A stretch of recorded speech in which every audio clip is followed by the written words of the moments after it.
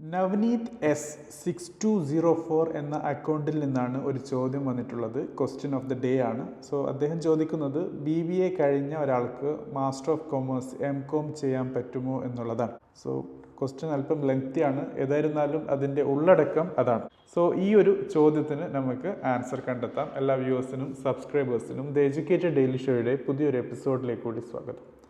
So friends, Navneet ചോദിച്ച ചോദ്യം bachelor of business administration എന്ന അണ്ടർ ഗ്രാജുവേഷൻ കോഴ്സ് കഴിഞ്ഞതിന് ശേഷം മാസ്റ്റർ ഓഫ് കൊമേഴ്സ് MCOM പഠിക്കാൻ പറ്റുമോ എന്നുള്ളതാണ്. സോ ആദ്യമായിട്ട് നമുക്ക് അണ്ടർ ഗ്രാജുവേഷൻ കോഴ്സ് BBA കുറിച്ച് ചില കാര്യങ്ങൾ മനസ്സിലാക്കാം. Bachelor of business administration BBA അറിയപ്പെടുന്നത് മിനി MBA ആണ്. അതായത് ശരിക്കും BBAയുടെ PG വേർഷനാണ്, മാസ്റ്റേഴ്സ് പ്രോഗ്രാമാണ് MBA എന്നുള്ളത്. ബാച്ചിലർ ഓഫ് ബിസിനസ് അഡ്മിനിസ്ട്രേഷൻ്റെ സിലബസ് നോക്കിയാൽ ചില സബ്ജക്റ്റുകൾ നമുക്ക് മെയിനായിട്ടും കാണാൻ പറ്റും. അതാണ് ശരിക്കും ആ കോഴ്സിൻ്റെ ഹൈലൈറ്റ് എന്നുള്ളത്. എക്കണോമിക്സ് കാണാൻ പറ്റും, ബിസിനസ് സ്റ്റഡീസ് കാണാൻ പറ്റും, ഓർഗനൈസേഷണൽ മാനേജ്മെൻറ്റിനെ കുറിച്ച് മനസ്സിലാക്കാൻ പറ്റും, ഫിനാൻഷ്യൽ മാനേജ്മെൻറ്റിനെ കുറിച്ച് മനസ്സിലാക്കാൻ പറ്റും, അതോടൊപ്പം അക്കൗണ്ടിങ്ങിനെ കുറിച്ചും പല കാര്യങ്ങളും മനസ്സിലാക്കാൻ പറ്റും.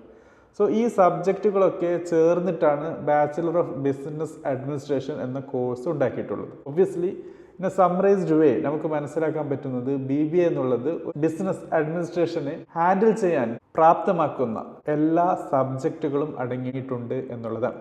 ഇനി നമുക്ക് നമ്മുടെ നെക്സ്റ്റ് കോഴ്സായ, അതായത് PG കോഴ്സ് നവനീത് ചെയ്യാൻ ആഗ്രഹിക്കുന്ന കോഴ്സായ മാസ്റ്റർ ഓഫ് കോമേഴ്സിനെ കുറിച്ച് മനസ്സിലാക്കാം. MCOM എന്നുള്ളത് ബാച്ചിലർ ഓഫ് കോമേഴ്സ് BCom പഠിച്ചതിന് ശേഷം സ്വാഭാവികമായും ചെയ്യാൻ പറ്റുന്ന ഒരു കോഴ്സാണ് MCOM എന്നുള്ളത്. ആസ് സച്ച് MCOMൻ്റെ ഏറ്റവും വലിയ പ്രത്യേകത എന്നുള്ളത് അക്കൗണ്ടൻസിയും ഫിനാൻഷ്യൽ മാനേജ്മെൻറ്റുമായി ബന്ധപ്പെട്ടിട്ടുള്ള കോർ സ്പെഷ്യലൈസേഷൻ നേടാൻ പറ്റുന്നു എന്നുള്ളതാണ്. BBA പഠിച്ചു കഴിഞ്ഞതിന് ശേഷം MCOM ചെയ്യാൻ പറ്റുമോ? തീർച്ചയായും പറ്റും. കാരണം ഒരു പോസ്റ്റ് ഗ്രാജുവേഷൻ മാസ്റ്റേഴ്സ് പ്രോഗ്രാം ചെയ്യണമെങ്കിൽ അതിന് മുമ്പുള്ള UG പ്രോഗ്രാമിൻ്റെ പ്രത്യേകത അതിൽ ഏതെങ്കിലും സബ്ജക്റ്റ് ഉണ്ടായിരിക്കണം എന്നുള്ളതാണ്. Which goes to relating to the PG programme. അതായത് ഏത് കോഴ്സാണോ നിങ്ങൾ മാസ്റ്റേഴ്സ് PG ചെയ്യാൻ ആഗ്രഹിക്കുന്നത് ആ സബ്ജക്റ്റിൽ ഏതെങ്കിലും സബ്ജക്റ്റ് UG പ്രോഗ്രാമിൽ പഠിച്ചിരിക്കണം എന്നുള്ളതാണ്.